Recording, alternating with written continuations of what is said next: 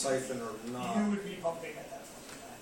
So the 5.34, I'll go back, I presented an elevate 1066. Mhm. So Okay. you're 20 feet lower than you were. No, you're still above your existing intake 1065. at 1065, but you're 20 feet Basically. lower than you were ever historically. Right, okay. Because yeah, we're normally taking, where are we taking right now? 10 what? What's your average? Huh? What was the question? Yeah, what do we take, where are the, They're all open. yeah, what elevation are they at? Oh, Oh, the elevation of the intake. 1086? 1096, 1085, 1062. 1085? So remember And though, then, when you're talking 96. about this number, this presumes that when you're at 1070, 16 feet lower than you've ever been, you're still allowing your system to operate at flows that exceed your average daily rate. we don't have a flow. So, it's a theoretical number. It's a theoretical number.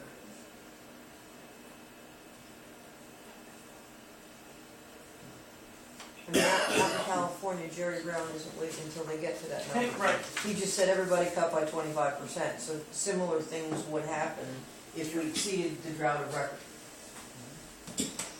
So, and in reviewing the historical record that was documented for the 57 and the 64 drought focus effort, in 57,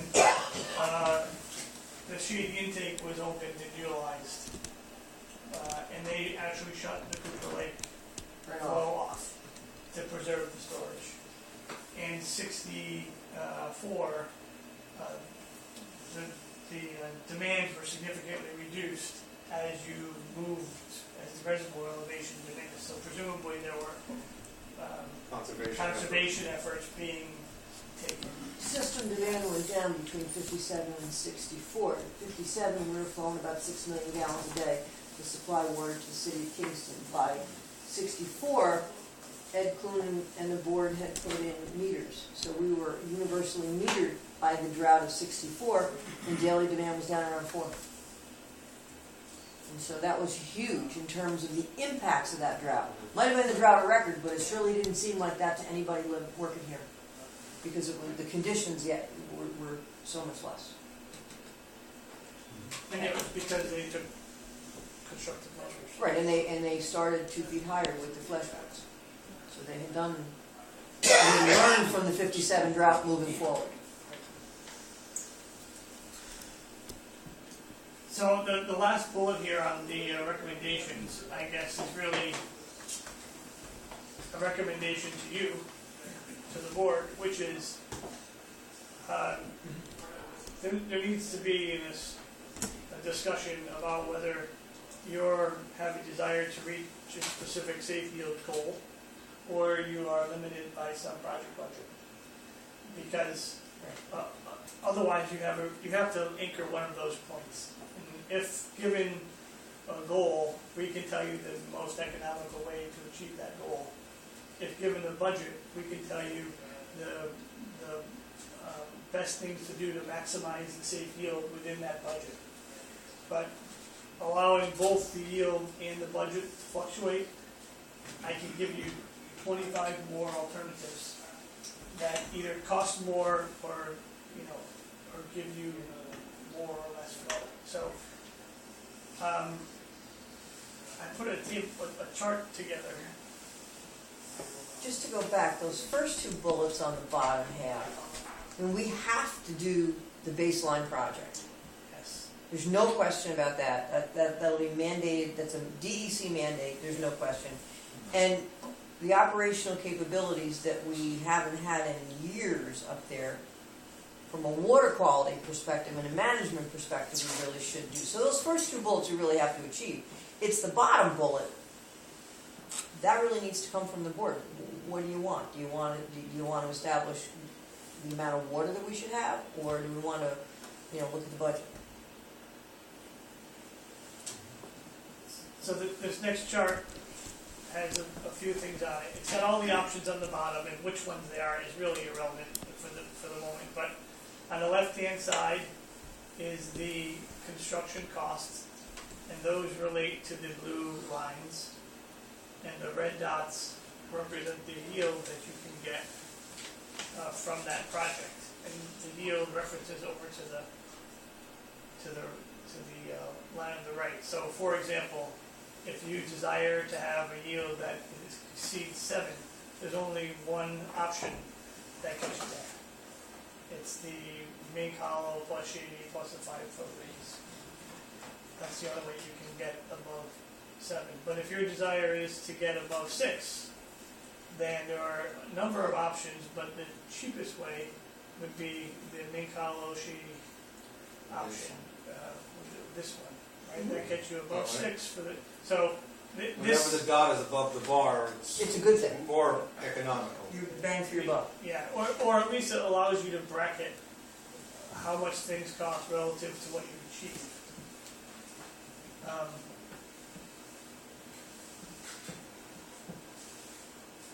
What would have to be done at Shady? What would have to be done? Yeah. To get the, I think you have a few options. Essentially what you have there is a graded inlet that water spills into currently and goes up against the closed valve. So you'd have to get the valve operating again. You'd have to put in new grates.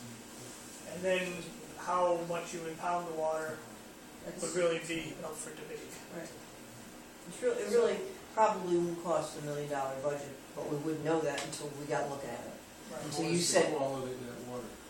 not as good as Ming Hollow, but which is why I hesitate, because it probably could be blended with Cooper Lake water and we'd be fine, especially with the new filters we're going to have very shortly. However, what we're starting to do now is looking at it on a weekly basis in terms of water quality. We're taking samples now every week up there, and we'll have a better sense of that in a couple of months. The one caveat that, in talking to Greg, you would have to have an operational model on how you use that, because when Ming Hollow has no more water to give you, neither does the Shady, neither does that watershed. So you would have to be using it. Maybe as an example, decide that every time Cooper Lake was not spilling, you would use it 10%, 25%, some measurable amount, because when Ming Hollow is done and when it's dry, so is that. So it would just have to be an operational. It's really used to preserve storage. Question. Oh, Joe? Just a question for Greg, actually. Looking at this chart, why would it even be considered the 2.5-foot and 5-foot raises when you see the total yield compared to cost? It seems like the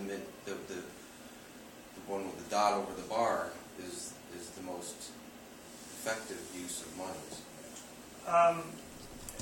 Sort of, and I guess what I would argue is that you can't look at this alone without considering the Shady and the Ming Hollow improvements, because when you do, you suddenly get, if you think of the increment. So it's not an independent proposition? No. Okay, No, sorry. I mean, it's a combination. It looks of like things. you're showing different options. Well, it is a different option. So this bar alone represents only a 2.5-foot raise. But if you also implement Shady in the Ming Hollow, you pay a little bit more, but you nearly double your safe yield. So it's a good question. It's dollars per million gallons a yield achieved. And so the best thing that you can do from a dollars per million gallon perspective is to do the Ming Hollow intake, because it costs the least. But it doesn't get you by itself very much more. So establishing how much more you desire or need. It also comes down to, you're planning for the future of the system. And so what is the number, what's the capacity? And if you're looking at, climate change issues, that storage is going to be critically important when you have more rain on an annual basis, but in less frequent, more intense storms happening in the winter. So, you know, it's not an easy question to pose.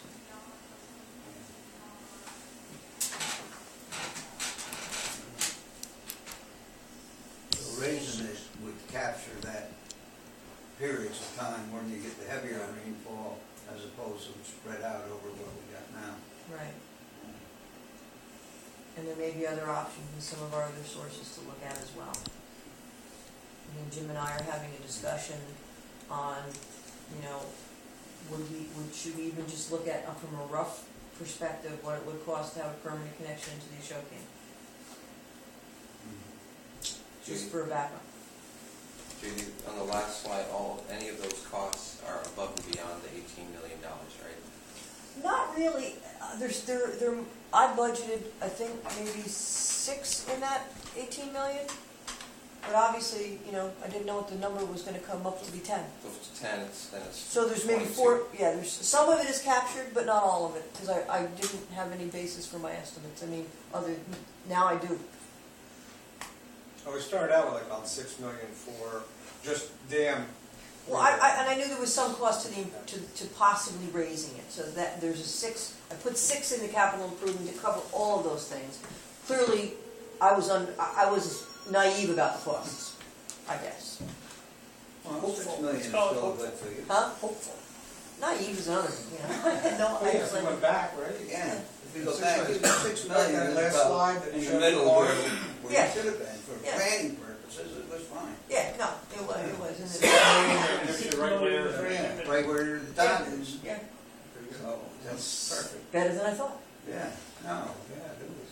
and an extra million. This is, yeah, And more. in addition to going on, but, as, Make Hollow, Shady, and the baseline is at 6 million. And that's what we were talking in the beginning, $6 million. And now it's a matter of whether you're below that or above it, and get the pretty safe field type thing. That safe field there, it gets you $6 million, gets you 6 million gallons of safe field. You know, this summer, we're gonna be up in Mink Hollow dredging out, which is a routine maintenance thing. And that may be the time, because we're gonna work when the Mink Hollow is fairly dry when we do that. It might be the time to think about doing those Mink Hollow, because it's a fairly simple thing to do.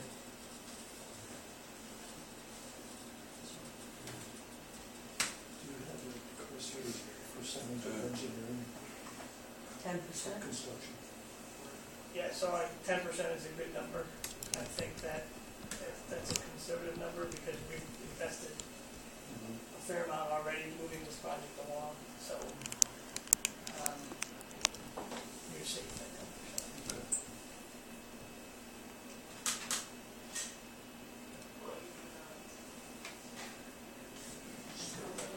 We'll be able to get some Construction is probably. of these slides we'll be able to get so we can look at it a little bit more in depth. I mean, you can send it to them. Yeah. And I'll print it out, make it available, I can send it to everybody. And there's a lot of, if you have thoughts about other combinations of things, as you stew about it, just Yeah. let Judy know.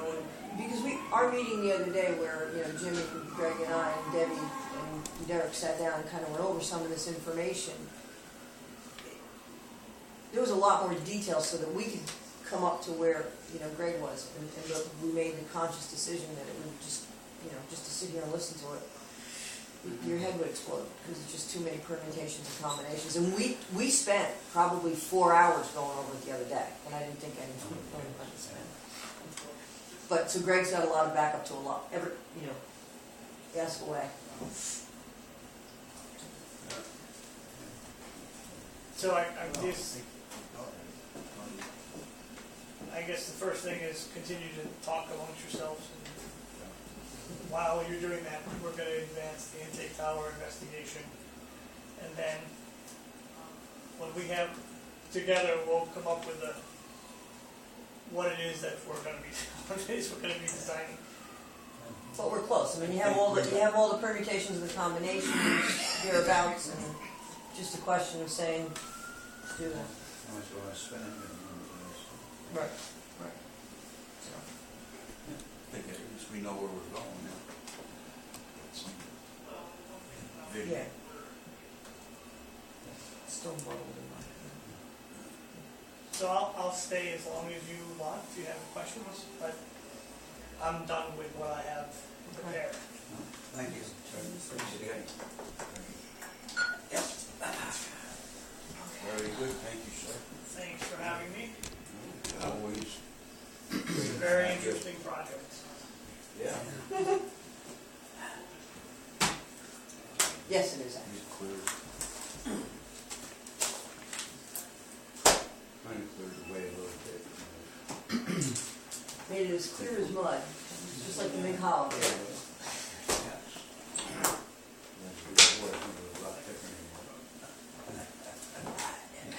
Thank you, Doctor. Thank you. This, Thank you very much. Just this one. Oh. Oh, no, I'm sorry. He's borrowing yours, or I'm borrowing his. whatever, Either way, we agreed We had it in to the back. share. yes. We're good.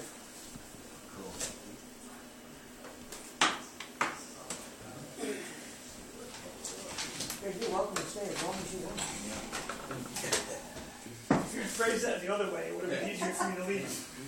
No, you know, I mean, it's, For a little bit. it's kind of chill. Phase one, Vicky Hang on. filter race. I'll get there in a second, I just want to get the chairs back, if you don't, can we? Great, what is? Almost there. Yep. Those who rented.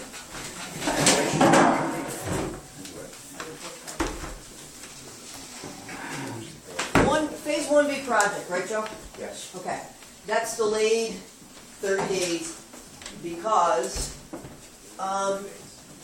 we sent the project out to bid, as we told you last month. There's been no issue structurally or a design change whatsoever. But we found out through a question from one of the prospective contractors that the city in 2012 had, or 2010, I don't know which, passed a resolution that said all city projects will have a apprenticeship program through the union. So, and it came about as a question from one of the prospective bidders, because he had been on city work before, and he knew that was a requirement there, and he was just checking. And when Bill checked, and yes, in fact, we're part of the municipal corporation, so it applies to our contracts as well. So that delayed it a month because the new bids will be returnable on the bids will now be returnable on the 24th of April to be awarded at the May meeting. And in discussion, Bill and Tom and I, we agreed that the contractors who weren't participating in an apprenticeship program really needed, I don't know when I need him, he leaves. They really needed an opportunity to become participants in that program through the state labor department if they so chose. So that was the reason for the delay. There's absolutely no change in anything else in terms of the design or whatever. Will that cost more? Of course it will. But it wasn't our choice. Yes, I say it will. I don't know that. But I'm talking to the contractors, they said yes, because to manage that program costs money and you're going to pay for that. It's still a prevailing wage job, so it's only incremental. I'm sorry, I just don't think about that. I read that statute. It's, the council adopted this rule that applies to the city to hire apprentices for all projects. And it's going to increase your cost phenomenally as a result. But I don't see any way around it. But my reading of the statute is it doesn't mean that on every job you're going to have to bring an apprentice in to work on that job. This means the contractor who's bidding on the project, am I correct? Yeah. My understanding was that the contractor has to have an apprenticeship program in effect in his shop. All right? Well, and speaking to a number of the contractors who are potentially wanting to bid on this project, for example, a contractor said, I don't have an apprenticeship program, but I'd like to bid on your project, so I'll go to the state and I'll get permission to start an apprenticeship program. Unfortunately, the state is not accepting any apprenticeship programs now. So he can't even start one if he wanted to. And some of the work, like if you got a general contractor and you're going to have a laborer and you're going to have a electrician and you're going to have a plumber or whatever, he has to have apprenticeships in each of those areas. Which effectively, what it does, if you're a union worker, now, the unions have that. But an independent contractor does not. And one way around that, for those that are that can't now get the program independently, they can partner with like a contractors association, which may have that program in place. So there's ways they can do it if they really want to do it. The fortunate thing on this project is there's very few trades. I mean, this is a pretty straight line, built to renovation. It's a single prime contract. We don't have multi-primes. So it'll be, but we had never heard, this was all new to us. Bill had to do a considerable amount of research. I called around to Rochester and other places that have this in place. I talked to an engineer from CDM that does work in Buffalo all the time. And Buffalo's had this kind of a program for a long, long time. He said the first time through, everybody's nervous and it's a big deal. And after that, it becomes old hat. Everybody gets used to it, and it works out fine. And when I think it gets used to, it just means that we're going to restrict the number of bidders who work on projects now. And the other thing that the city did, City of Kingston did, is under the statute, I mean, it's elected by a city to go into this project, to have this restrictions apprenticeship program. But recently they reduced it from $1 million to $100,000 on project. So it's going to cost a fortune for any project now, for any city project that I can see. So I'm very concerned about that. I even suggested to Judy that perhaps the board might want to write to the council to see if the water department, since it is autonomous, would be exempted from that. It says all city contracts. I read this as being a city contract in the water department. I think you are bound by it, but perhaps they might consider, especially considering the projects we have, exempting the water department from it. I don't know if that's working out. Did we get an opinion from the Corporation Council? We didn't. I didn't get an opinion from the Corporation Council. I think the statute's pretty clear. It's not.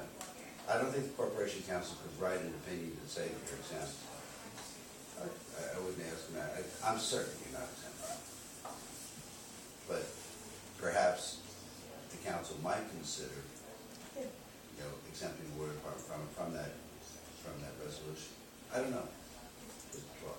So Bill and Tom had come up with one of the caveats in this program is when a contractor bids on the work, on the project, they have to certify that they have an apprenticeship program in place. So they can't bid, give you a number, and then go out and create this program. It has to be done and if they don't, then you can throw their bid out, because it's an informality in the bids.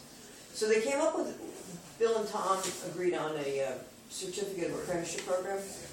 Now, Tom is of the opinion that the board has to accept this. They should adopt that language. Okay, this language. So do you want to explain that to them, or just kind of summarize it? What we attempted to do is define what trades were going to be involved in the project itself, and then just limit it to that. And actually, I didn't bring the whole thing down here. My correspondence with him back and forth, trying to the additional language I suggested. It's in there. That's the copy. I know, but some of it was boilerplate, and others was I'm what sorry. I added. Okay. Just go in here. I think you wanted him to strike the last sentence. If the state is no longer accepting applications, okay, so why are these people, contractors, held accountable?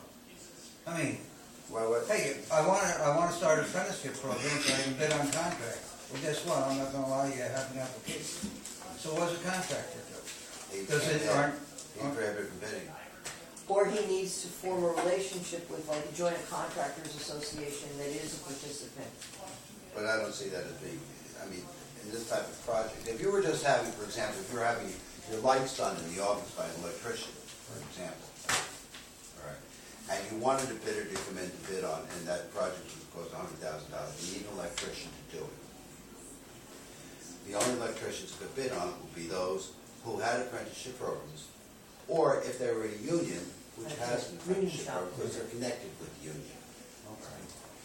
Now, if you had an independent person wanted to come in, and he wanted to do the lights, he could form an association with an electrician who does have an apprenticeship program and come in and do the lights. That would be all right.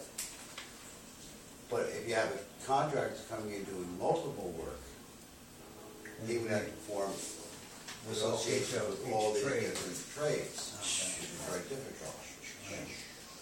I think, if I understand it, what we had agreed that the language should be added was that the bidder and contractor would warrant and represent and agrees that at all times he will ensure compliance with the apprenticeship program as adopted and limited to the fields that we feel are laborers, pipe fitters, and masons.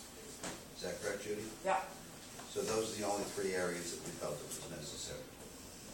And I don't know, Brett, were you there when that was adopted, when this resolution was there? Were you counsel that? Can you help us at all as to, was it meant to restrict that or what? I don't know what the purpose of it was. I don't recall the specifics of any restrictions on that. I mean, why it was done, why it was limited to 100? What, it went from 1 million to 100,000? I don't know that. But I mean, that's kind of the basis. I think the purpose was to restrict it just for you. Is that the idea? I don't know. I'm not sure. The city originally adopted this in 2002, 2003, with a cap of $1 million. And then it was recently that it went down to 100,000, so I don't, how would you weren't here in 2002 or 2003, so you wouldn't know the background. And I don't remember that it was adopted. I don't remember any language actually. No one ever told us about It was it. the engineer who called us to our, one of the. It was actually, Gary Harold wants to bid on this job, and he's bid on city projects, and he called, that was one of his questions at the pre-bid meeting. He said, hey, is that, and I went, I'd never heard of it before. And we went back and we looked and we did the research and found out, yes, in fact, it did apply. So in any event, what this draft is that I'm recommending that the board to adopt is that any bidders will have a certification that they are in compliance with the apprenticeship program. That's what we have to add into our contract language for the purposes. Okay? Who mandated the city to adapt that program? The city was not, it's a state program by the Department of Labor, correct me both of you if I'm wrong, but the city's adopted on their It's own. elected. Not mandated, they've elected to do this. Some cities have done it, many have, most have not. It's I'm sorry, Bill? some municipalities, they give you the right to adopt this language. in the They don't make apprenticeship you. program. So they're authorized to do it, but Kingston is selected. Buffalo has it, Rochester has it. I know New York City does not. I don't know, but those cities have it. And so I reached out to people that I knew up there, and it's part of their contract. It even applies, I think, to like the Monroe County Water Authority that operates, when they operate in the city of Rochester. well, this probably was done to direct the work towards the unions. Now, obviously, I mean, that's obvious. Possibly. Oh, Or to restrict it to a certain number of contractors who do have apprenticeship programs. Yeah, but if you didn't have one, you had to get one. The union had one, so it's obvious to me that that's what. It limits, So the limits original- those who can bid on projects. So we might not have 7 people bidding on it Yeah. anymore. You were gonna have 7, right? Well, then that restricts it. Somebody's blocking somebody. I'm gonna go, I'm walking. Okay, Greg, thank you, I'll talk to you. All right, Thank okay. you. Thanks again. Yeah. Okay. making up January.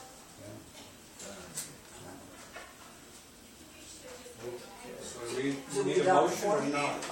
I would recommend the motion be made to adopt that additional language for the contract. I'll make the motion, adopt additional information. Yeah, Rick?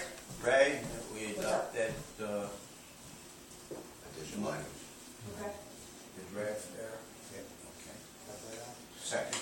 Adopt additional language To be added to the contract. To be added to the contract. Regarding the frontage. to be added to all contracts? No, to this contract. To this contract.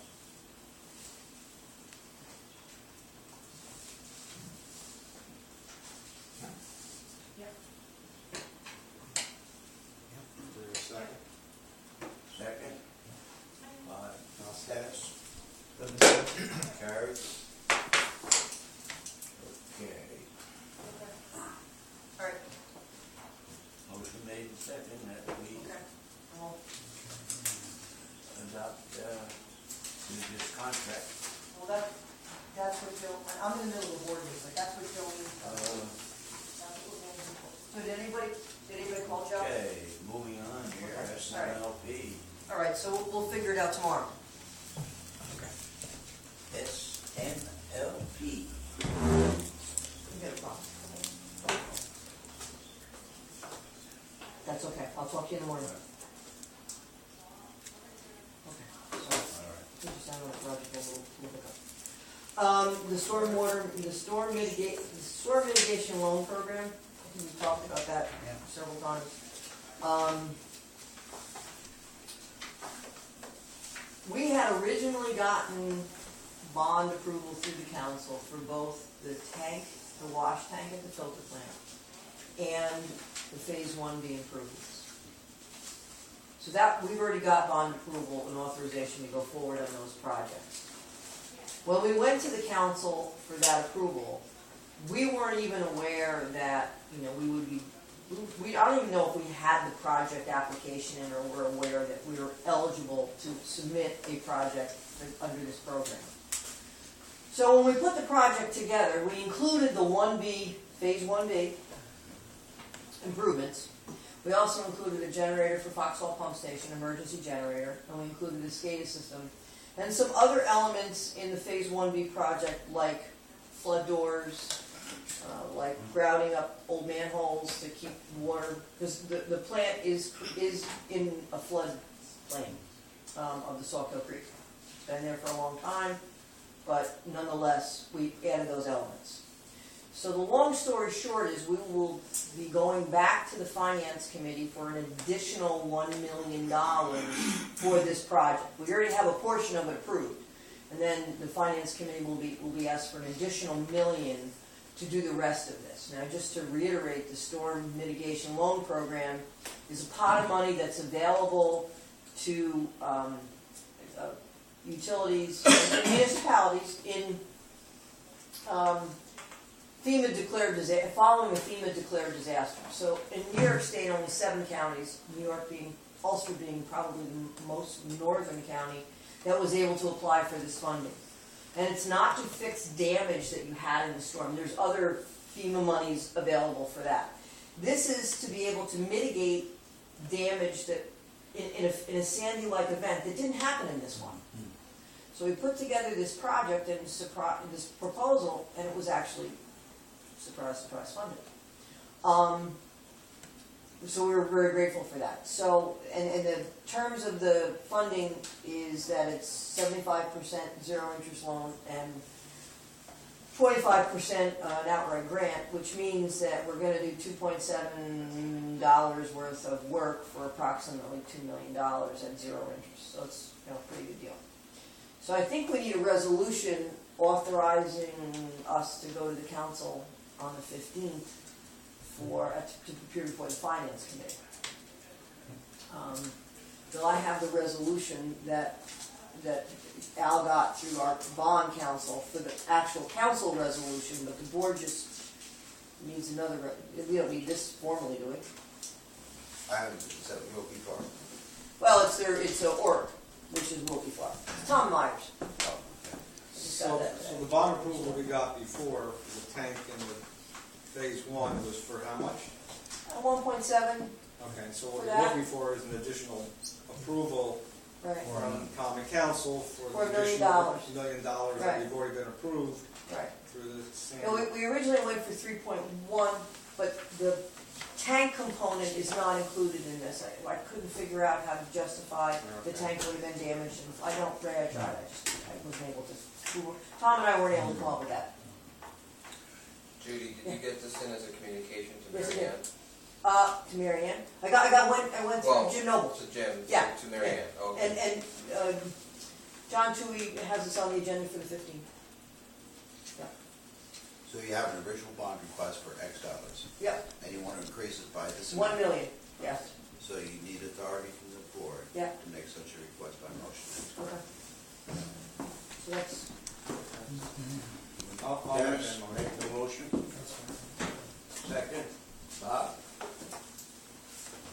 Gary? okay. Now, the date of the finance committee meeting is the 15th, which is next Wednesday.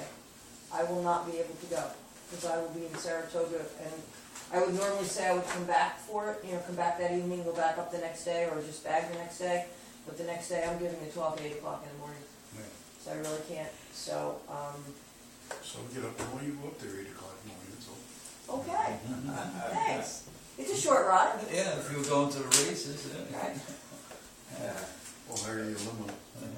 Question about, so is this bond request, I'm sorry,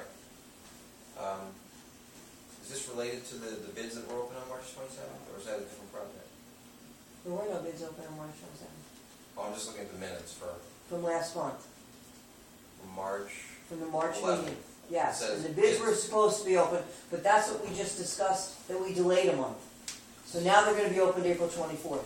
okay, thanks. Projects, names, and numbers, it gets confusing. Yes. Yes. Okay. Who's going to this meeting? Who wants to talk? So when's this meeting? 15th, 15. I believe it's at 6 o'clock? 6:30. 6:30. Can you let me know about, are you going to circulate about those bids in late April? Sure. You can come to the bid meeting, I mean, Yeah. I'll tell you when it is. and- 27th, you say? 24th, 24th, yes, I think it's at 2 o'clock, it could be 3, but I'll let you know. okay, thanks. And afterward, we send out a summary, I can email it to you, that's not a problem if you're not So here. what day is the This- 15th? A week from today, Wednesday. Wednesday? Wednesday. Yeah. 6:30. you know, Al, if you're available, if you go, but, I mean, the letter, you can send a letter that I sent to the council, I just forwarded it. This is the actual council, or this is the This is committee? finance committee. Finance committee. Mary Ann Mills's finance committee, I believe Brad, you're on it, I don't know who else is on it. Matt Dunn, Elisa Ball, I have to double check my calendar. and, Okay, I will reach out to Next people. Wednesday.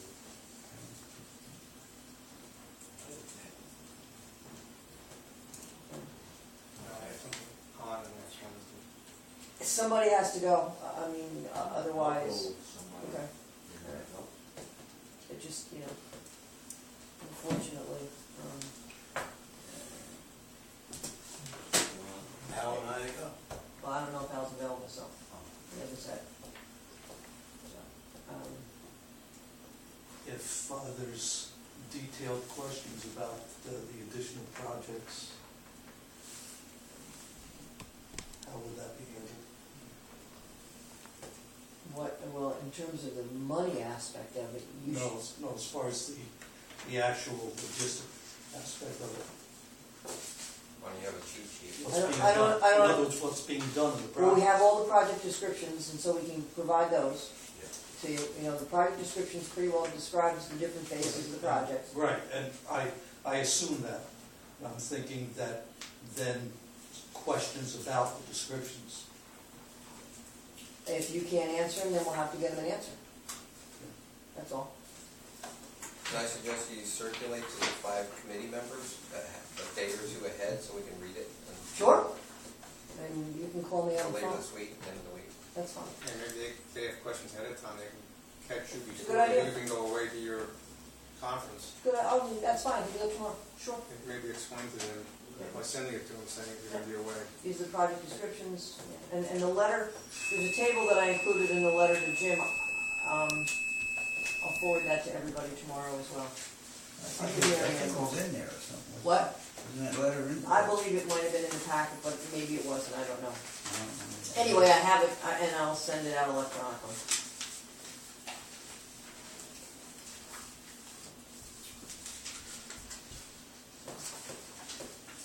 That's that.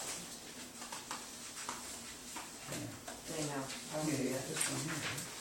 Yeah, Yeah. Another $988,000. it's not in mine, but it might have gotten omitted. Yeah. Yeah. I'll, You sent it to Jim Noel already. oh, absolutely, and I copied both the city clerk on it and the comptroller, since I know the comptroller does the agenda for the, I get, oh, this didn't come back, it's this, I got last week sometime. Okay. You sent this out with the response yeah, to yeah, Brad. yeah. Brad had some Yep, questions. yep, and so, Okay, maybe it was an attachment I didn't open. yeah, Yeah, I have one. Okay. Yeah, yeah, and I got the Yeah. same. So the email, You I sent didn't those- see, Yeah, I it's didn't there. open the attachments. I guess. okay, Maybe I didn't, I just looked through it real quick. whatever, I'll send it again, Yeah. not a problem. But the table's pretty self-explanatory, I'll put together the project descriptions. Pump station, Right, yep, oh, needs a copy Yep. of this. yep.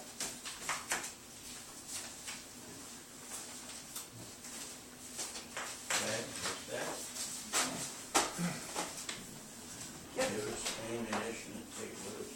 Yeah, that's fine.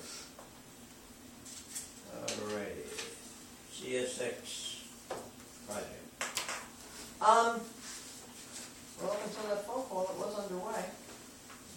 The valve installation is supposed to be tomorrow, on Savannah Street. There will be a handful of customers on Florence Street from Savannah to the dead end that will be without water while we install the valve. It'll probably take a total of 3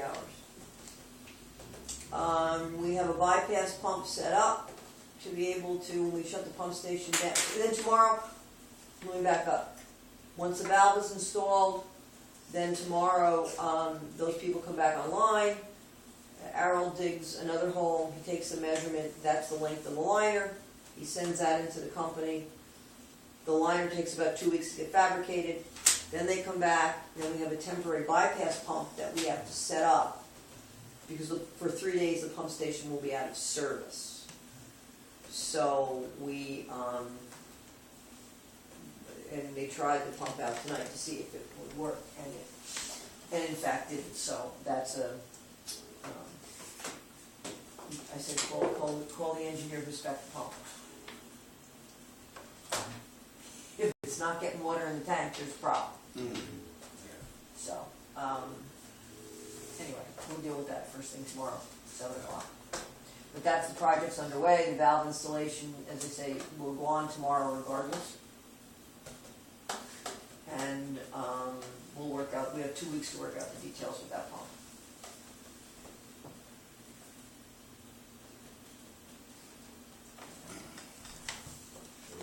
Okay.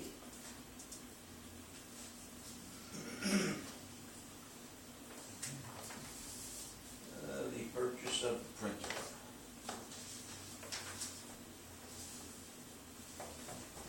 I can speak to that. Okay, in our Did you budget, buy this one? We're working on it. I'm planning to He do, was gonna buy it. I what? Sure. Right. in our budget for this year, we did budget $6,000 for a new printer. And it's not just a printer, I'm just using the short description, but it's a combination printer, scanner, fax. And I have been dealing with the representative for it. And we do have a printer that fits all of our needs. And the price is a little below the $6,000. It's actually $5,917. But we also have the option to lease it rather than outright purchase. The lease term would be 5 years, and at the end of the 5 years, the total amount expended on the printer at that point, because naturally there's going to be a little bit of interest paid during the course of years, would come to approximately $6,900. So it would cost us nearly $1,000 to lease it over the 5 years. So I just, before going ahead with either one, I spoke to Judy about it and decided that it would be best for the board to make that decision, whether, as I said, I did budget the money, so it's in the budget to purchase it outright. But if you feel that it would be... What kind of warranties, though? It has a standard warranty of 1 year. However, we always carry a service agreement on our printers. The service agreement is $68.50 a month, includes 5,000 copies a month, and the service agreement covers toner, service calls, parts, everything except staples. So it's $68.50 in addition to the... In addition Yes. to the lease term. Yes. Correct. The lease... In addition to the purchase price too? Yes. It's in addition to everything, and Yes. it would be the Yes. same lease or purchase. It would, Okay. right, it would be an annual cost expended to our maintenance account. Lease or purchase? The very question I asked. It's a question of, do you want it, over the life of the lease, we would pay an extra, did you tell me, $600? No, approximately 1,000. 1,000, okay, so much was, didn't hear that, sorry. So it's in the budget. It's in the budget to So the purchase best, outright. the best thing to do is to buy it outright. Okay, I would think. okay. Why, wait around 5 years or, I don't know. Well, there's a service agreement on it, they would have been concerned about with repairing it, I have to say, the one we have now is pretty old and pretty worn. But you say the service agreement is What? Color? lease It will be. or Either purchase. way, it's a either way, service we're You paying, have to- Right. yeah, we're paying the same amount either way. Yeah. And I have to say that, I don't know what the cost of the current service agreement is, I imagine it's around the same. It's, right, it is around the same. And they're wonderful, I mean, if you see streaks on a copy, you don't even have to take the Windex out and clean the glass, the guy comes.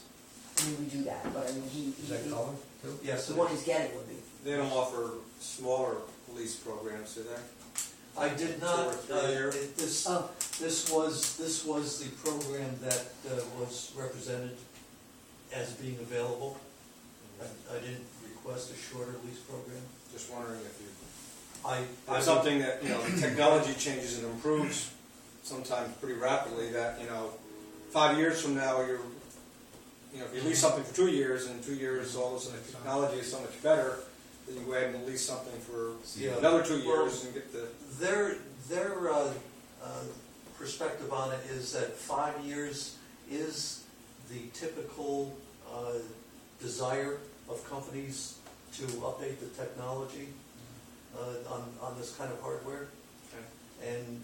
And just for your information, at the end of the 5 years, we would have a buyout eligibility for approximately 10% of what the initial price was. So for about $600, if we wanted at the end of the lease, we could purchase it.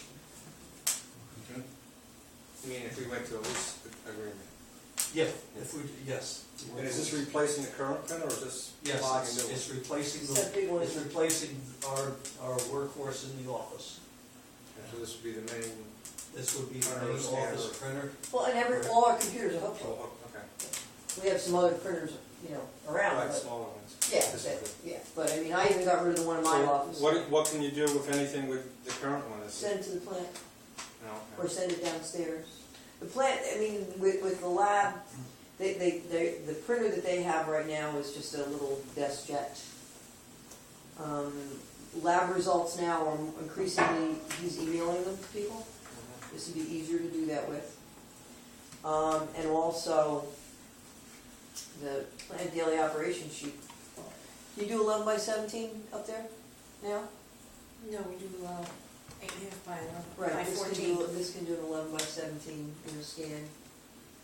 So it just, wouldn't eliminate the little desktop, but it would make it go a lot farther because you do more high-speed copying on it.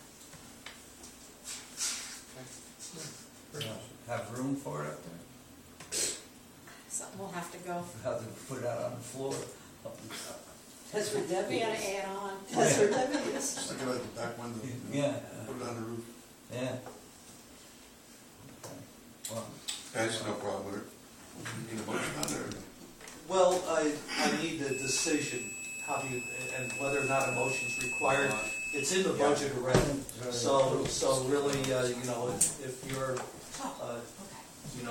if the consensus of the board is to purchase it outright, then I'll just be doing what was already budgeted. I say okay. So you'll, is that the consensus, purchase it outright? It's my turn. we don't need a motion on this. Yep. Leak detection. Starting on the 29th of April. Contractor or equipment? Contract. We approved it the end of, I believe it was last year. It's a company called Prowler Leak Detection. They're gonna do the entire distribution system. It'll probably take a couple of weeks. I don't know where they're gonna start.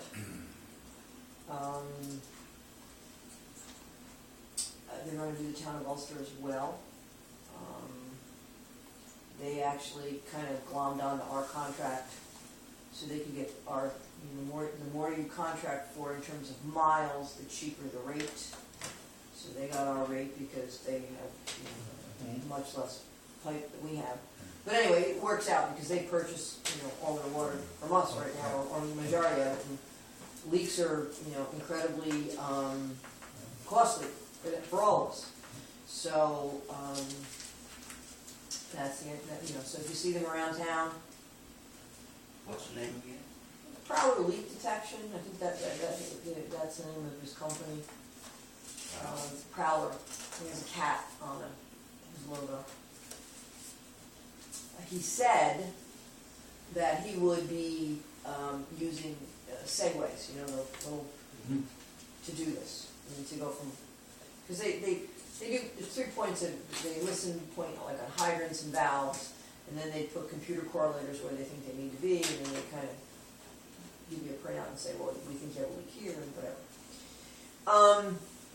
I don't know if they're actually going to do that or not. That was what he told me last year, but I'll find out. Either way, we'll put out a little press release just so that people don't think that there's something odd going on when they see people opening hydrants and putting stuff in. Yeah, listening, yeah. Now, will this also identify service line leaks? He will identify service leaks, but he won't pinpoint them, like it's between here and here, or it's right here, unless the property owner wants it done, and then there'd be a charge for that. But he will pinpoint all of our leaks out in the mains, but he will identify services. They'll be able to identify it if it's our line versus a service line. Correct. As opposed to, Which there's a link between these 2 points, but it could be a No, transmission line, or it could No, be no. 4 different service lines. no. He will identify service line leaks, but he won't pinpoint them. Now, if we see that there's tons of them, I'll find out what the cost is, and maybe it would just be, we'll see, but I don't think so. But he will definitely identify them as individual service laterals, in which case the property owner's gonna have to get it repaired. Depends on how we go about doing that, right? If he's not gonna pinpoint it, he just says, he knows there's A leak 3 on- service leaks on this block. No. He come to your house and say, you got a leak on your service. He's just not gonna say it's here. Oh, okay. You're gonna They'll have, be letting us know that there's a oh yeah, service line leak at such and such address on such exactly. and such street. I'll get it, every night I'll get a Get a map. printout. I'll get a printout, every Okay. night, yeah, So we notify yeah. individual, the Yeah. homeowner, and saying, we've Yeah. been notified you have a leak on your service line, You have X amount of days to whatever. that rule require. When's he scheduled to, when is Prowler scheduled to complete their work? I think he said it should take approximately 2 weeks, but they're gonna stay until they're done. Now, can I tell you, because we've had this discussion, I personally don't care if he does, several days and does a section of our system, hops over to the town of Ulster and comes back, because I'm assuming we're gonna be finding leaks and fixing them as he identifies them. So but he's not leaving here until he completes the Kingston distribution system and Ulster. It's not like he's gonna come back 3 months from now. So he's gonna do it all in one shot. He's planning on 2 weeks. Okay.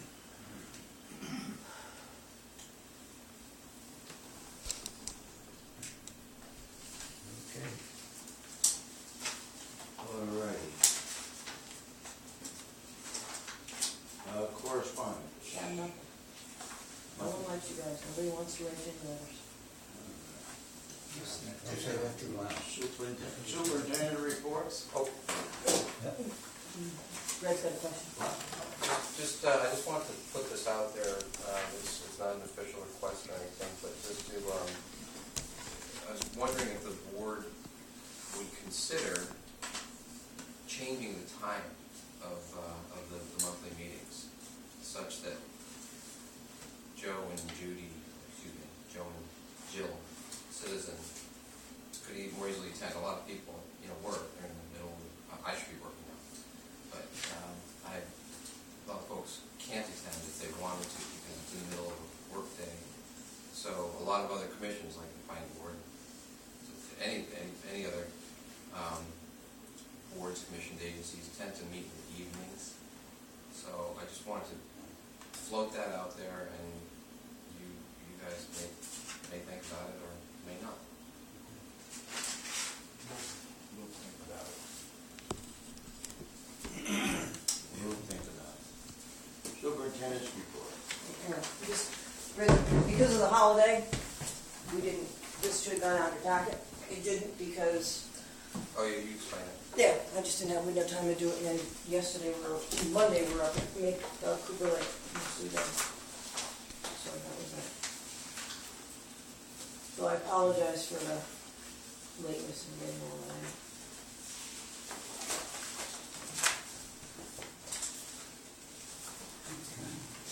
Anybody have a problem with No? Well, there's nothing in there that I'm slipping in on you, okay? I mean, it's all what really happened. I mean, it's, Jeremy's assumed the lab operator job. He's doing a great job. We had 2 leaks, one of which was a frozen water main. We've had 2 such frozen water mains, both on dead ends. One on the end of, I might not say this right, I think it's Westchester, heading into the cemetery. On the past Montrepose. You say frozen, Those 6-inch water mains froze. We had when, not in February, one froze, Oh, and one February. froze in March. March? Sure. I want to tell you, it froze, God knows when it froze. Okay. Because it was serving largely just the cemetery. It probably froze, it thawed out in March. Probably, and that's when we noticed the big crack. Okay, yes, because that's normally what happens. It freezes. Yes. It freezes in February, and you notice it when it finally thaws. And the water in the cemetery is turned off every winter. So that there was no consumption there. Nobody so would have known. Nobody would have known. Nothing flowing to keep it moving. The one on Apple Street, it was a frozen service that caused the water main to freeze. That section. Guys thought it out in a couple hours. Everything else is a very routine, statistical stuff. Good.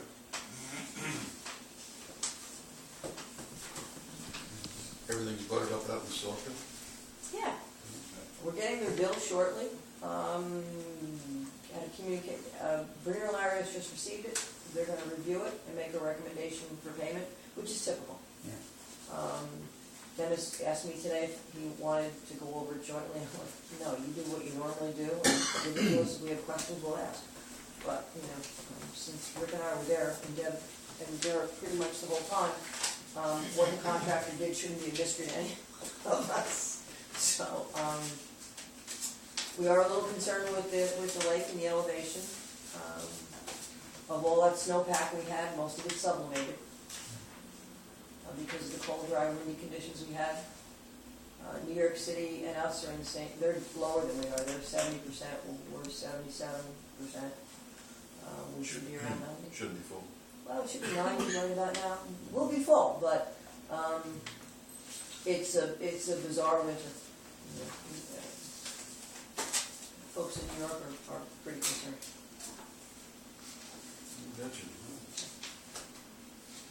So that's the highlights on the superintendent's report.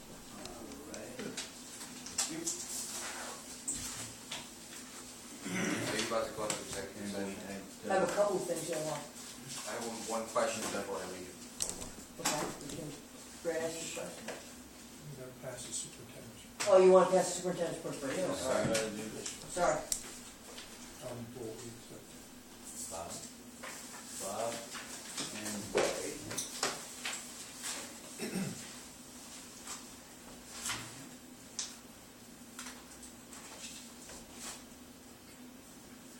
Okay. Okay. Yeah. Yeah, go ahead.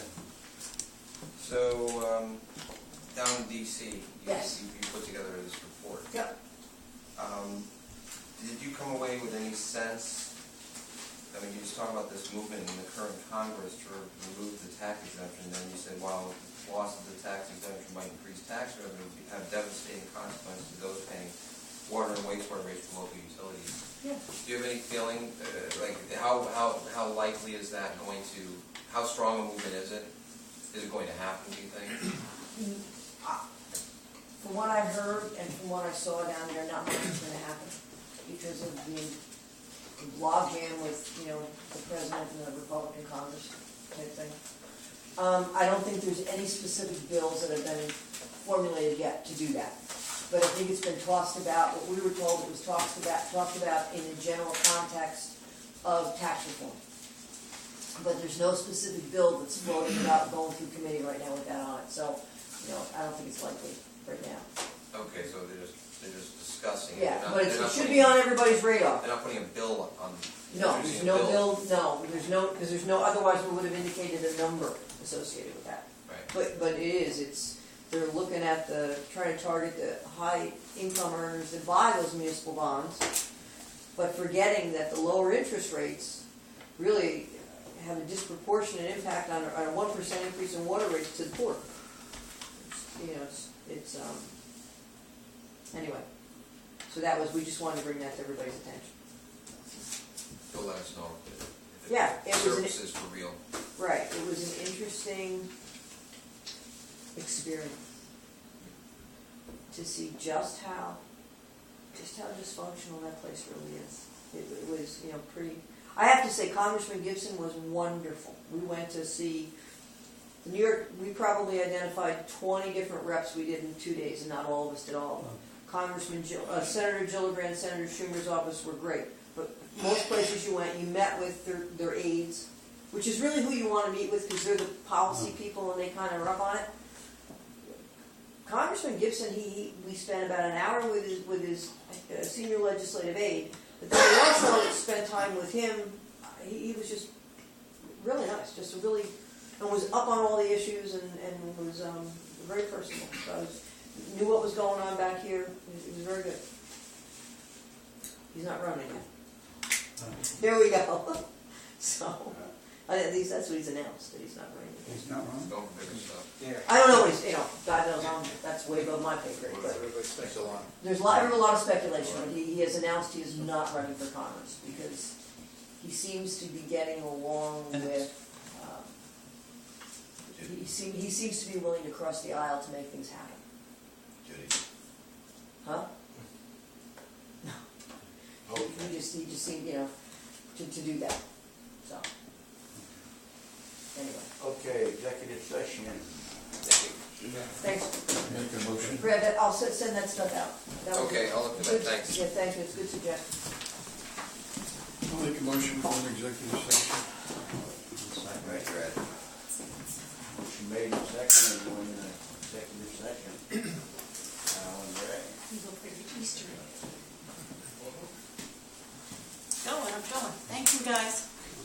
again. Deb, thank you, I will talk to you tomorrow. Stop by anytime. Come again. Next time, bring candy. You You like candies. You know what? you never Yeah, right, pizza. you never voted on it On what? on your executive session. Yes, we did. You did a second. Oh, because I didn't see any. Yeah. I just have one question before I go.